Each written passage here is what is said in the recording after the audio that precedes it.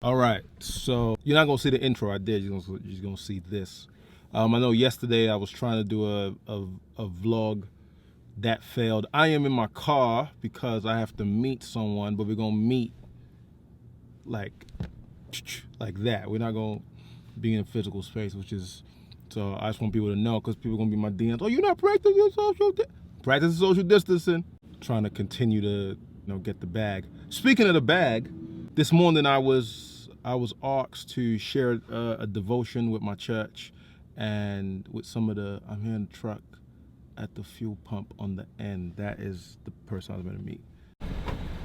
Look at him. All right, where was I? Sorry about that. Yeah, this morning I was told to do a devotion with my church, and I based it on Matthew 6:25-32, where Jesus says, "Do not worry."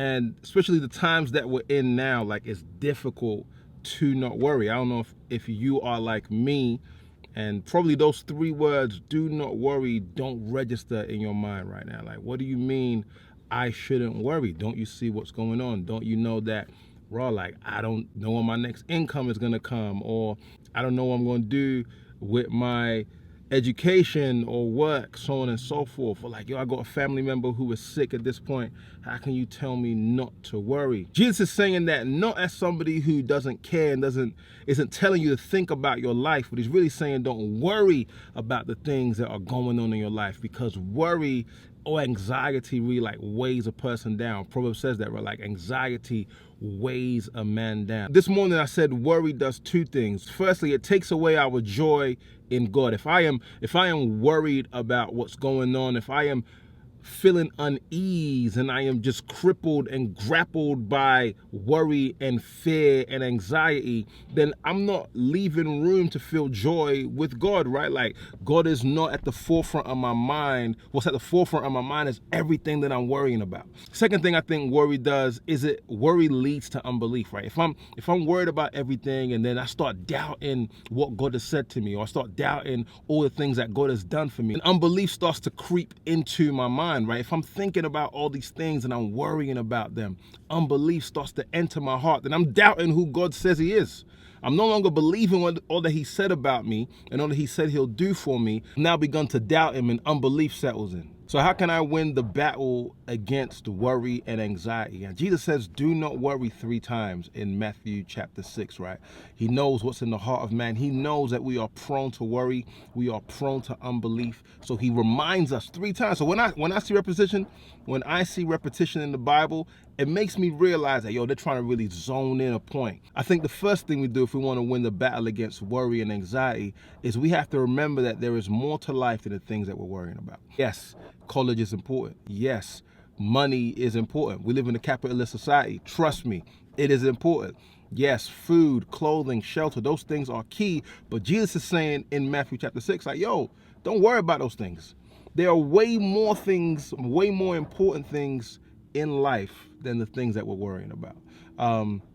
The second thing I think that we need to do if we want to win the fight against worry and anxiety is to remember that we're made in the image of God. He says, don't you know that you are more valuable than these? When he talks about the lilies, the birds of the air, the grass, he says that, those things don't even ask to be fed. They don't even ask to be looked after, and your heavenly Father does that. It was about them, but what about you? Who are made in his image? You're made in God's image. God has stamped us with his spirit. And so he's telling us, don't worry about things, because not only do I care about the grass, the birds, they don't even ask for things, and I take and I look after them. How about you?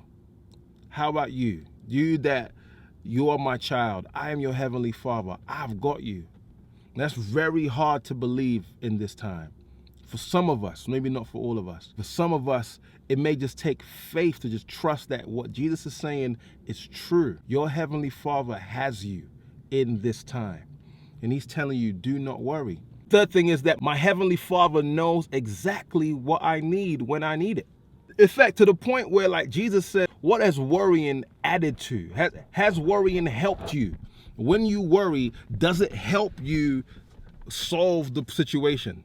Does the problem get solved when you worry? And the answer is no. Like, I don't know about you. Like, when I'm worrying about things, when I'm in a state like, yo, anxiety's hitting me and worrying, like, yo, how am I going to do this? What's going on? Worrying doesn't actually solve the problem. It makes matters worse because I start to think, like, bro, like, what am I? Oh, Snapchat, this, that. And this is saying, remember, your Heavenly Father knows what you need. He's got you. Time and time again, God has come in the clutch. Just think back on your life and think about all the moments when you've worried, when you've prayed, and how God has answered those prayers. Always allow those to be in the forefront. And I think the fourth way that we can win the battle against worry and anxiety is to seek God's kingdom.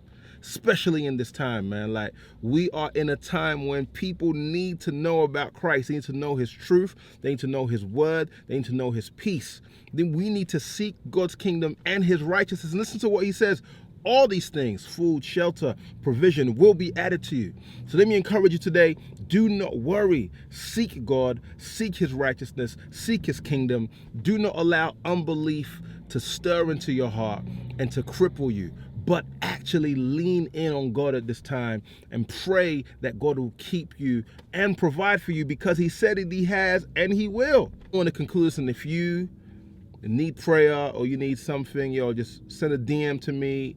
Myself and my wife would love to pray with you. That this short word encouragement blesses you guys today, man. So much of us are going through it at this time. I just came out of a conversation with my bro, like, and we're just kind of talking about, yo, like, what's, how's it looking business-wise and so on and so forth. Like, when the first few days started happening and all the shows started getting canceled, I was like, oh, snap, this is back to back to back. But listen, God encouraged me with Matthew 6, and I pray that I encourage you too today.